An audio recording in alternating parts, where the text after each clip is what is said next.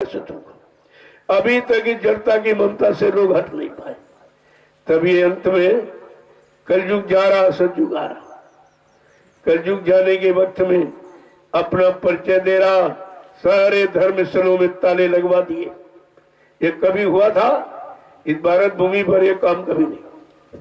ये है कलयुग जाने का प्रमाण। वो जा रहा है, ऐसे काम कर रहा जो कभी हुए नहीं थे। सारे धर्म स्थलों में ताली लगती।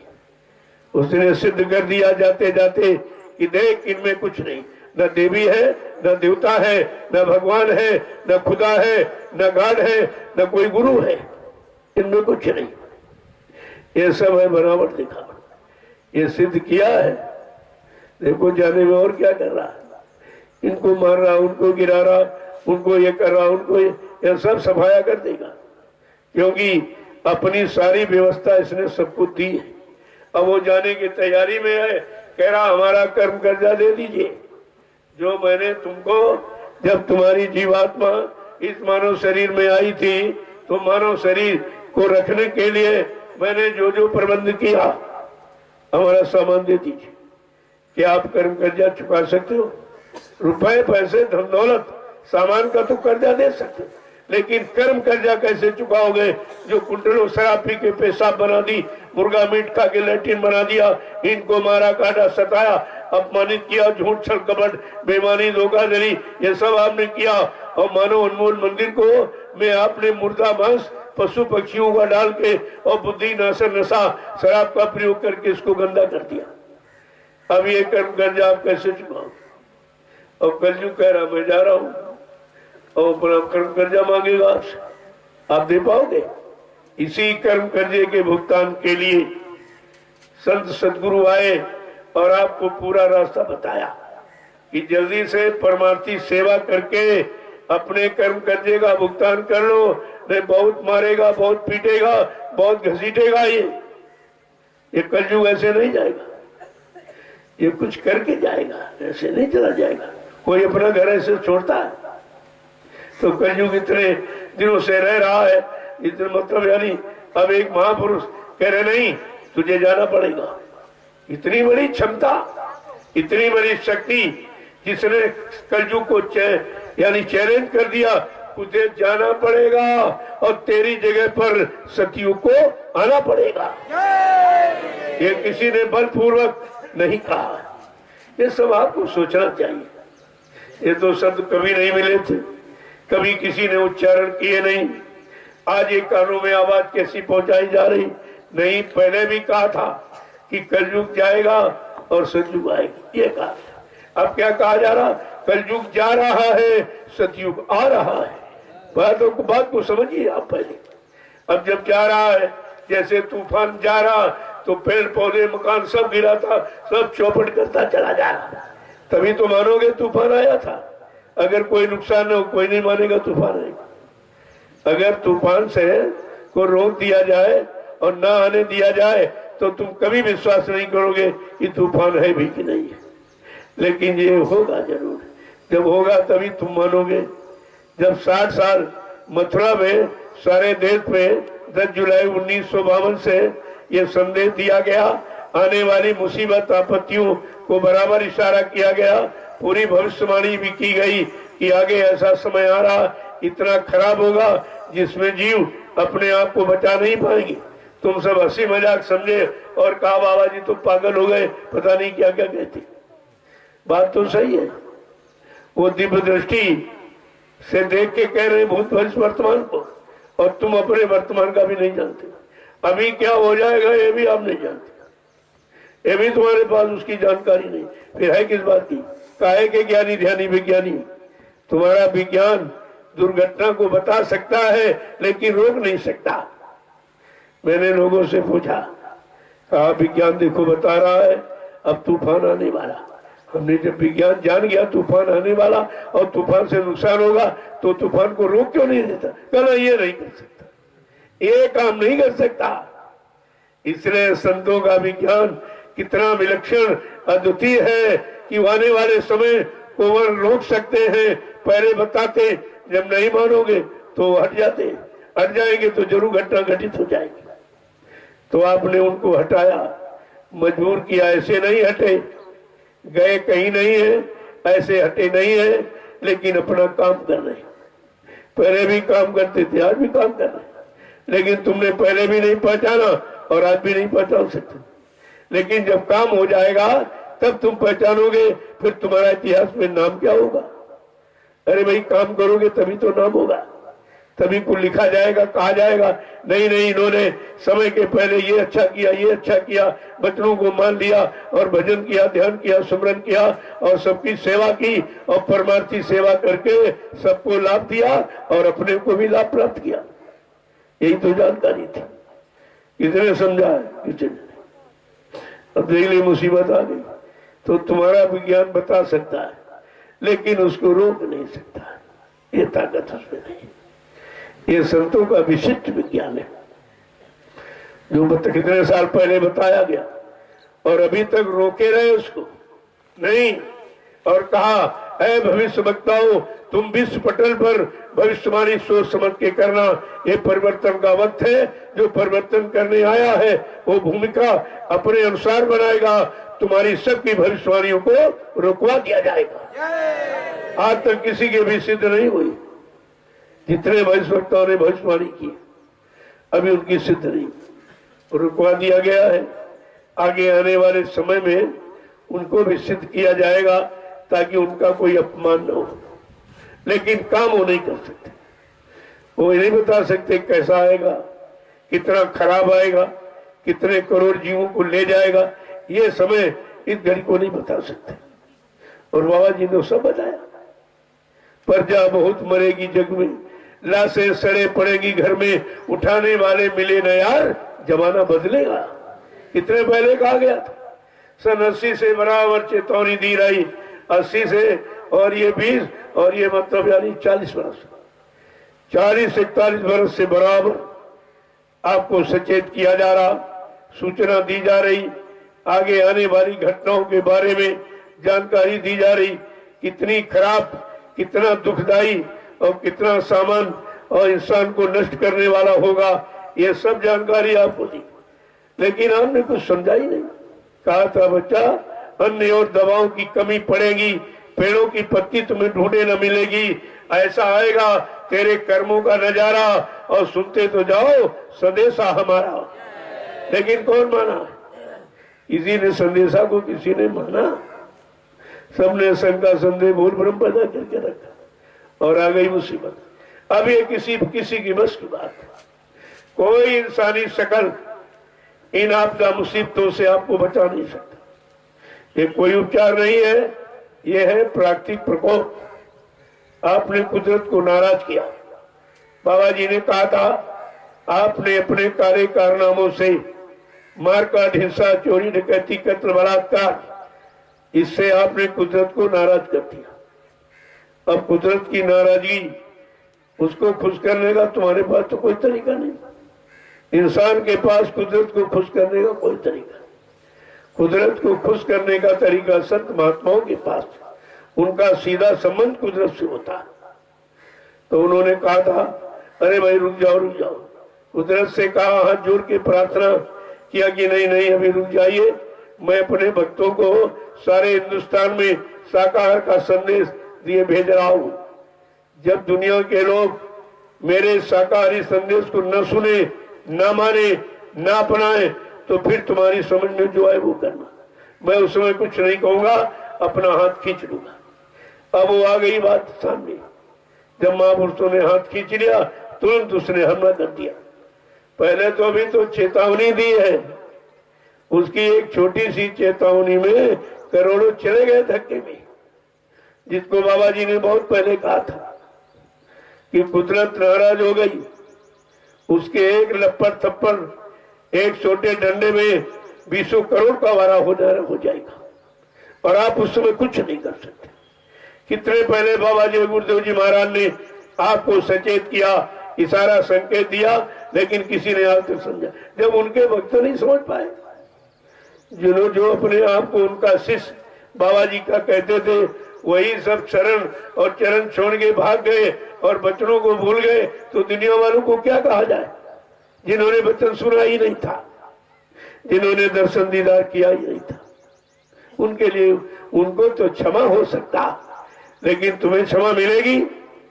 तुम तो शिष्य बने और सत्संग सुना और सेवा किया और दिया, लेकिन फिर आप इतनी बड़ी भूल करके शरण छोड़ के भाग क्यों गए? भाग क्यों गए? अगर अपनी जगह बने रहते तो तुम क्षमा भी मिल जाती और आगे लाभ पाने के अधिकारी बन जाते, क्योंकि उनका वादा था कि पड़े रहो दरबार में, धक्का धनी के खाओ, कबहू तीन दयाल के भनक पड़ेगी कान। तुम दरबार में पड़े रहना, खड़े रहना, अड़े रहना, लेकिन हमने आपने गुरु के आदेश को भुला दिया, उनके बचनों को भुला दिया। न कोई खड़ा रहा, न पड़ा रहा, न अड़ा रहा, ये सब के सब भाग खड़े, सब भाग गए। कोई इधर चला गया, कोई उधर चला गया, उधर चला। जब आपने शरण छोड़ दिए, वचन भूल गए, तो दया दी जाए तो किसमें दी जाए? अरे पात्र होगा और पात्र में पात्रता होगी तभी वस्तु परोसी जाती, ऐसे नहीं। तुमने तो कुछ नहीं किया और किया कर सब बेकार, और फिर तुम वहीं चले गए हो जहां से गुरु ने सत्संग सुना कर हमें आपको निकाल कर सही सच्चे रास्ते पर खड़ा किया था, और काल ने धक्का मारा और फिर तुमको वहीं पर ढकेल दिया। अब फिर सब सारे के सारे फिर वहां पहुंच गए, उसी में फंस गए। और गुरु को जो आपने दिया था दान सेवा भाव से, उसी में फंस गए।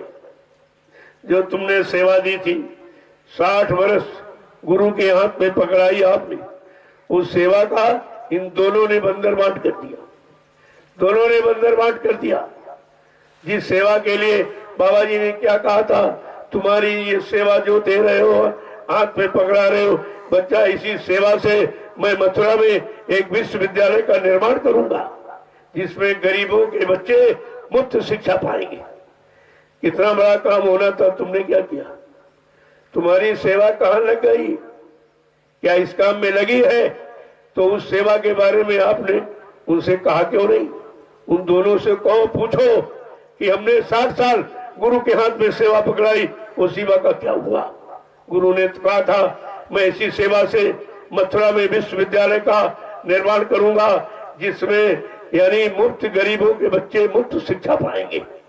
तुमने कितना बड़े उपकार का हमको रोक दिया और सब उड़ा दिया, तुम्हारी सेवा का सब उड़ा दिया। अपने उसी अपनी व्यक्तिगत भोगों की इच्छा पूरी करने में सब खर्च कर दिया, कुछ नहीं बचा। और कहा था तुमने जो सेवा दी है, इसी सेवा से मैं मथुरा में ये धर्मादा चिकित्सालय का निर्माण करूंगा।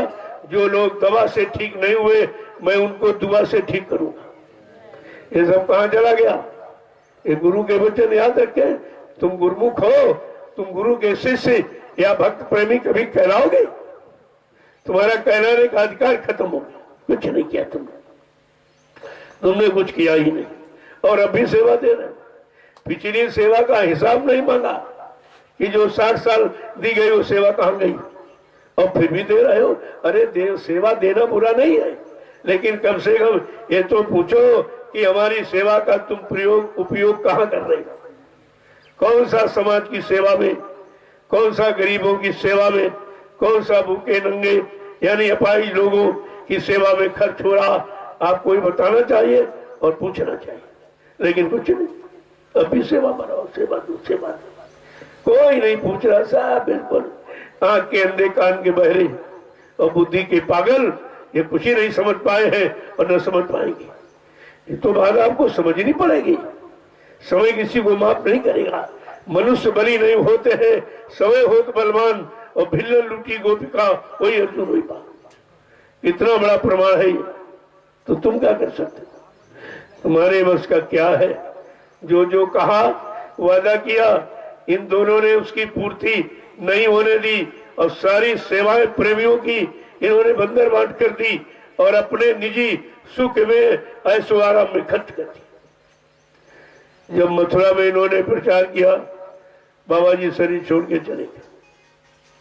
बड़े ध्यान से सुनिए, इन्हीं ने प्रचार किया, केवल 5 व्यक्तियों ने। इन्होंने संगठन किया कि ऐसा प्रचार करो, क्योंकि बाबा जी बीमार हैं, तो लोग मान लेंगे हाँ हो गया भाई, खत्म हो गए होंगे। तो फट से कह दिया बाबा जी बीमार। और बाबा जी ने कहा बच्चा मुझे तो कोई बीमारी नहीं है, मैं तो स्वस्थ हूँ। तो क्या कहते, नहीं नहीं आपको बीमारी है, आपको अस्पताल में भर्ती होने की जरूरत। कल क्यों? कहा तुम बीमार हो, कल कोई बीमारी नहीं। जबरदस्ती गाड़ी में बैठा कर मेदांता की तैयारी कर दी। जब मेदांता पहुंचे, गाड़ी खोली तो कुछ नहीं था, गाड़ी खोली तो कुछ नहीं।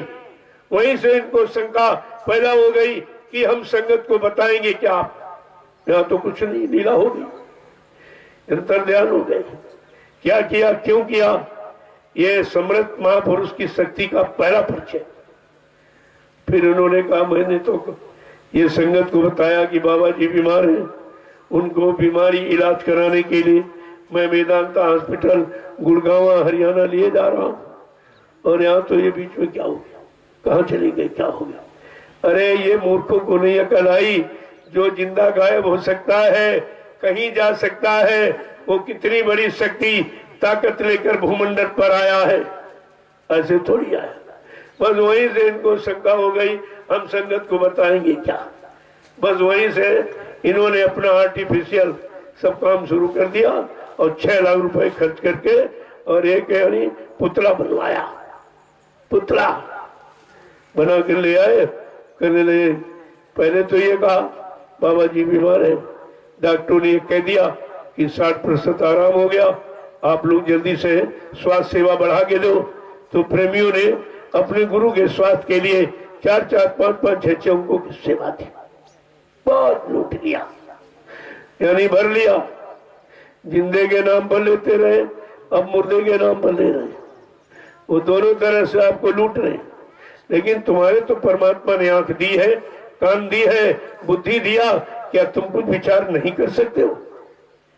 और कहते मैं, डॉक्टरों ने फिर कहा कि नहीं नहीं अब बाबा जी को मथुरा आश्रम ले जाओ। देखिए नाटक किस तरह का, चलो इनको मथुरा आश्रम ले जाओ। और कई लोगों ने कहा कि मैं दोपहर 2 बजे बाबा जी को मथुरा आश्रम ले आया जिंदा। जब जिंदा थे तो कमरे में बंद करके ताला डाल के क्यों रखा?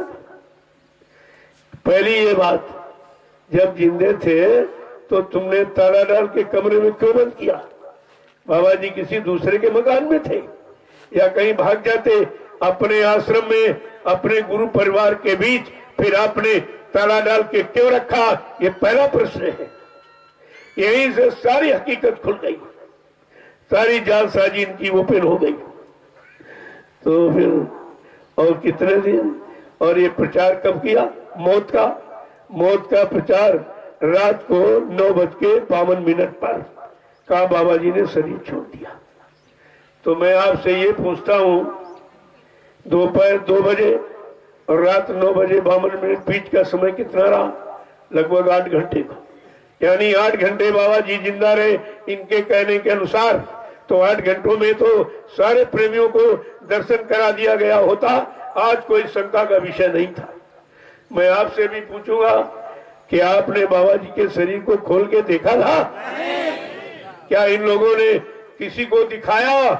सारे हिंदुस्तान के प्रेमियों से मैंने 9 बरस यही पूछा है, क्या तुमने बाबा जी के शरीर को मथुरा में खोल के देखा था या किसी ने तुम्हें दिखाया? कहते कुछ नहीं। फिर तुम्हारी आंखें कहाँ चली, कान बुद्धि तुम्हारी कहाँ चली गई, शिष्यता और ये सब तुम्हारी कहाँ चली गई गुरु के प्रति? कुछ नहीं। और जब जाना कि लोग मांग करने लगे कि दिखाइए दिखाइए, जो समय पुतले जलाने का निश्चित किया उसके 2-2.5 घंटे पहले ही आग लगा के नामो निशान मिटा दिया। क्या पुतला जलाने से क्या व्यक्ति समाप्त हो जाएगा? ये तो अपमान करने का तरीका है। आज भी राजनीति क्षेत्र में किसी का अपमान करना चाहते हो तो मुर्दाबाद के नारे लगाते हो, और बड़ा अपमान करना चाहते हो किसी चौराहे पर उसका पुतला बना के जलाते हो। ये अपमान की बात, और तुमने गुरु का दोनों तरह से अपमान किया। मुर्दे का प्रचार भी किया है और पुतला दिखाकर अपमानित भी किया। तुमने कुछ बाकी रखा? ये गुरु का अपमान, और तुम इतने लोग सब सुनते रहे, कोई बोला नहीं। किसी ने कुछ कहा नहीं। तुम्हारी भक्ति, तुम्हारा गुरु के प्रति प्रेम, आस्था, विश्वास कहां चला गया? आगे आने वाले समय में तुम कुछ कह सकोगे? सब के सब दोषी हो। सही सच्ची बात तुम्हारे मुंह से नहीं निकली। तुम्हें कहना चाहिए था, भाई गुरु महाराज चलो बीमार है लेकिन जीवित है तो दर्शन तो करा दो, दर्शन करा दीजिए। ना तुमने कहा ना उन्होंने किया। दोनों अपराधी हो। वो 5 है, तुम 45 करोड़ हो। दोष तुम पर है, उन पर है।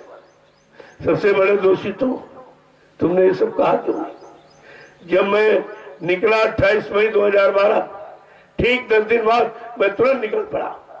सबसे पहले मैं दिल्ली पहुंचा कि एक बार शासन प्रशासन को सूचना दे दे। कोई ये न कहे कि बाबा जी के बारे में हमारे से कोई सूचना नहीं दी। तो मैं सूचना देने गया।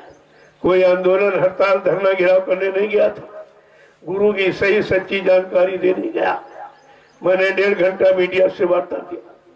मीडिया ने फुल चैनल खोला, पत्रकारों ने कैमरे खोले, लेकिन छापा निकाला कुछ। आज तक कुछ नहीं इसके बारे में। फिर मैंने ये भी कहा, अगर आप लोग कोई सुनवाई कार्रवाई नहीं करोगे, मैं ठीक 1 सप्ताह बाद फिर आ जाऊंगा। जब कोई सुनवाई कार्रवाई नहीं की, ठीक 1 सप्ताह के बाद मैं फिर पहुंच गया। प्रेमियों ने राष्ट्रपति को ज्ञापन दिया, उनसे रिसीविंग ली। मैं 4 महीने मैंने बैठकर भारत सरकार का इंतजार किया कि बाबा जी की मौत के बारे में भारत सरकार कोई न कोई निर्णय लेगी, लेकिन आज तो कोई निर्णय ही नहीं। तब मैंने निर्णय ले लिया, मैं अपनी उस सत्य की आवाज को सारे हिंदुस्तान के प्रेमियों के कान तक पहुंचाऊंगा। मैं अकेले निकल पड़ा। साथ में 2-1 लोग साथ में रहे। ये उनकी सबसे बड़ी भक्ति है, सबसे बड़ी गुरु भक्ति है, सबसे बड़ा भजन उन्होंने किया। जो ऐसी आपातकालीन स्थिति में जब 45 करोड़ डर गए, जो मेरे साथ 2-1 रहे, उनकी कितनी बड़ी गुरु भक्ति है। उन्हें कुछ करने की जरूरत नहीं पड़ेगी। और जब मैं निकला, मैंने आवाज लगाई, गुरु का सत्य वचनों का प्रचार मैंने प्रारंभ किया। तो सुना तो, लेकिन साथ में किसी ने नहीं दिया। कभी 2-4 10 लगते, कभी हट जाते, 150 जुटते, फिर हट जाते, क्योंकि मेरे पास कोई पैसे देने का तो जुगाड़ था नहीं। क्यों? मैं सेवा मांगता ना था, न पहले मांगी ना आज मांगता हूं। जो लोग सेवा श्रद्धा भाव से दे देते थे, उसी से ये सब प्रचार चलता रहा। धीरे धीरे धीरे धीरे 3 वर्ष मैंने ऐसे काटे कि दिन भर बोलता और रात भर चलता। न भोजन, न पानी, न नींद, कुछ नहीं, कि किसी तरह से ये वचन लोगों के कान तक पहुंच जाए। बड़ा संघर्ष तो आज भी है। आज भी कोई सहयोग नहीं दे रहा। सब निंदा, आलोचना, बुराई में आज भी जुटे पड़े। सहयोग कोई नहीं दे रहा। जब तुम गुरु के सच्चे काम में सहयोग नहीं दोगे तो गुरुमुखी कैसे कहलाओगे? गुरु के भक्त, शिष्य, प्रेमी, आशिक कैसे आप कहलाएंगे? तो कहने का मतलब है, तब भी नहीं दिया, अभी नहीं दिया। तब नहीं दिया, मैंने क्या बंद कर दिया था? मैं अपनी सत्य की आवाज, सतगुरु के बच्चों की बराबर खोलता रहा, लोगों को सुनाता रहा। सारे हिंदुस्तान में घूम घूम कर ये 9 वर्ष में ये बगीचा तैयार हुआ जो आज आपके सामने बैठा। 9 वर्ष कितनी मेहनत की गई, ऐसे थोड़ी हो गया। अरे उन दोनों के पास कोई नया जीव नहीं, वो तो पुराने हैं। वो तो बाबा जी के जगाए हुए सब जीव वहां है, पुराने हैं। उन्होंने कौन सा एक जीव जगाया? और मैंने ये मेहनत करके कितने लोगों को वापस ले आए कि नहीं, सत्य पकड़ो और सत्य रास्ते को पकड़ो और अपने सच्चित आनंद को प्राप्त करो। अपने सच्चे देश सतलोक सच का नाना विधान पहुंच चलो। मैंने वहां की तैयारी की बात की। मैंने यहाँ के लिए कुछ नहीं कहा, न कोई रुपया, न पैसा, न मान सम्मान, न कोई पद। मैंने कभी इसकी इच्छा जाहिर नहीं की और न लोगों से इसके बारे में कहा, और आज भी नहीं कह रहा हूं, आज भी नहीं कह रहा। लेकिन सत्य सत्य ही होता है, सत्य की विजय होती है। सत्य को कोई पराजित नहीं कर सकता। आप देख लीजिए, धीरे धीरे ये नैमिषारण्य की भूमि सबको बुला लेगी। अभी तो एक ही चुटकुला कुदरत ने छेड़ा है, सब भौकला गए, सब भक्कड़े हुए। आज यहाँ देख रहे हैं कि संसार में, समाज परिवार में तो रोक टोक लगी कि 10 आदमी एक साथ नहीं बैठेगा। इतना भय व्याप्त, लेकिन यहाँ निर्भय। क्यों? ये 88,000 ऋषियों की तपोभूमि, मेरा इसमें कुछ नहीं है, न मैं कुछ अपनी तरफ से कह रहा हूं। मैं तो उस भूमि की प्रशंसा और उस तपोभूमि का लाभ लोगों को बता रहा हूं, जो रामचरितमानस में लिखा। तीर्थ पर नैमिष विख्याता, अति पुरीत साधक सुखदाता। ये तीर्थों का तीर्थ, तीर्थों का राजा, नैमिषारण्य पावन पुनीत है। यहाँ जब किसी के संत के साधक आएंगे, नाम की साधना करेंगे, उनको सच्ची सुख शांति मिलेगी, लाभ उनको मिलेगा। ये रामचरितमानस नहीं कहा कि पंडा पुजारियों को लाभ मिल जाए। कितने गांव बस गए, लेकिन इस लाभ से कितनी दूर बैठे। कितने शहर कस्बे बस गए, लेकिन इस अध्यापी, इस तपोभूमि के लाभ से वंचित है। उनको मालूम नहीं है, अगर रामचरितमानस को पढ़ लेते तो इस भूमि का लाभ आप सब प्राप्त कर लेते। लेकिन जब तुमने उसको नहीं पढ़ा तो तुम्हारी बात कैसे मानोगे? लेकिन मानो न मानो, हम अपनी बात कहते रहेंगे। मैं वो जानता हूं कि आप नहीं मानोगे, लेकिन मैं बताऊंगा जरूर, क्यों? मेरा फर्ज है, मेरा कर्तव्य है, मेरी ड्यूटी है, मैं उस काम को बराबर करूंगा। जय गुरुदेव, जय गुरुदेव, जय गुरुदेव। नाम किसका? प्रभु का। जय गुरुदेव। नाम किसका? प्रभु का। प्रभु का प्यारा नाम। खड़े हो जाइए। तो अभी नहीं खड़े हो पा रहे हो, इतनी सुस्ती है। उतनी देर है जितनी देर में तुम खड़े हो रहे हो, बाकी देर और कुछ नहीं। तुम जल्दी से खड़े हो जाओ और काम के लिए चल पड़ो, तो तुम्हारा काम कितनी जल्दी हो जाए। लेकिन जब तक खड़े नहीं होगे, चलोगे नहीं, तो तुम कैसे वहां पहुंचोगे? चलना तो जरूरी है। अब दोनों तरफ, इधर भौतिक जगत में, उधर आध्यात्मिक जगत में, दोनों में आपको चलना है और दोनों में चल के काम करना है। यही तो बात समझनी है कि परिवार, समाज, देश में कैसे रहे, और इसी में समय बचाकर अपने असली घर जाने की तैयारी कर ले। जय गुरुदेव, जय गुरुदेव, जय गुरुदेव। नाम किसका? प्रभु का। जय गुरुदेव। नाम किसका? प्रभु का। प्रभु का प्यारा नाम। जय गुरुदेव। जोर से बोले, जय गुरुदेव। सब मिल बोलो, जय गुरुदेव। बोलना होगा, जय गुरुदेव। अभी से बोलो। जय गुरुदेव। दुख दर्द हरेंगे, जय गुरुदेव। सब कष्ट मिटेंगे, जय गुरुदेव। सुख शांति भी देंगे। जय गुरुदेव। सबके दाता, जय गुरुदेव। सबके मालिक, जय गुरुदेव। प्रेम से बोलो। जय गुरुदेव। ये नाम नहीं इंसान का, ये नाम है प्रभु का। ये काम नहीं इंसान का। ये काम है प्रभु का। देखो नाम कितना बलपूर्वक कह रहा, मैं वो काम करूंगा जो सतयुग त्रेता द्वापर के नाम ने नहीं किया। कलयुग का जगाया, संत महात्मा फकीरों का, ये जय गुरुदेव नाम प्रभु का। ये प्रभु करेगा, प्रभु की सारी सत्ता है। प्रभु किसी न किसी के नाम से तो आता ही है, और उसी नाम से काम करता, उसी नाम से इतिहास लिखा जाता, उसी नाम से लोगों को लाभ दिलाता। तो ये तो जानकारी आपको रखनी चाहिए थी। आज कलयुग का जगाया संत महात्माओं के द्वारा, ये सबकी सुख शांति देने वाला, सारी बीमारी महामारी खत्म करने वाला, सबको सच्ची सुख शांति देने वाला, न्याय सुरक्षा रोजी रोटी महंगाई को घटाकर सबको काम देने वाला, इतना बड़ा नाम, इतनी बड़ी महिमा। अब जो भी काम होगा जय गुरुदेव नाम से, किसी नाम से नहीं। किसी नाम के चक्कर धोखे में मत रहना, कोई काम कर ही नहीं सकता।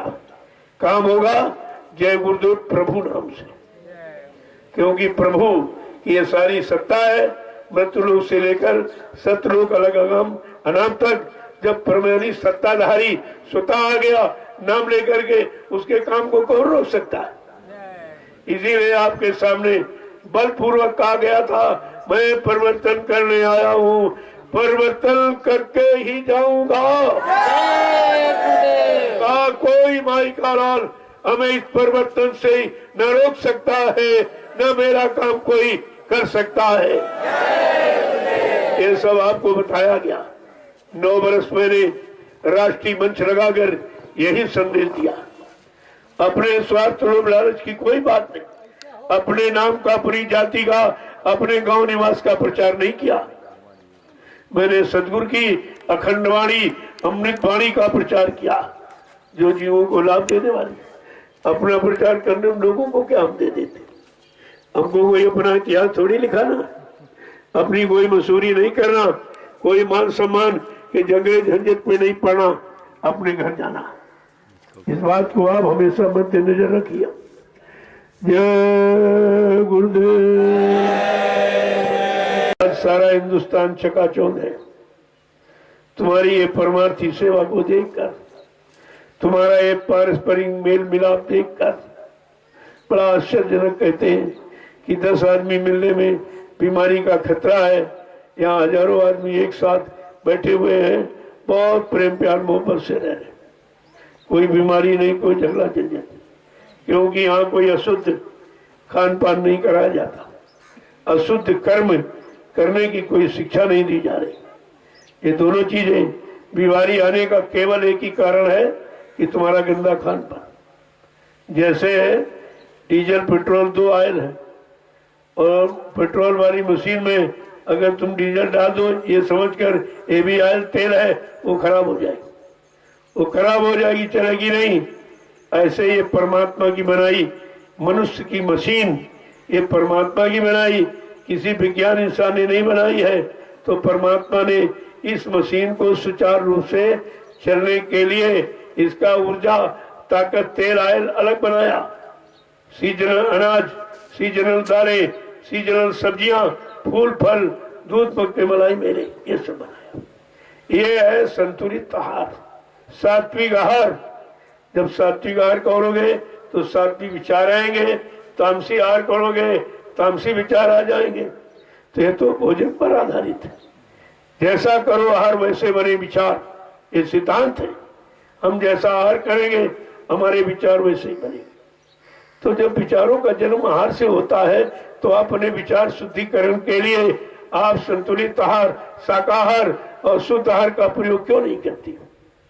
नहीं करोगे परेशान हो जाओ, मनुष्य मशीन खराब हो जाएगी कि दूसरा तेल आप डाल रहे हो, और जब खराब हो जाएगी उसी खराबी को आप बीमारी कहते हो, खराबी को ही आप बीमारी का नाम दे रहे हो।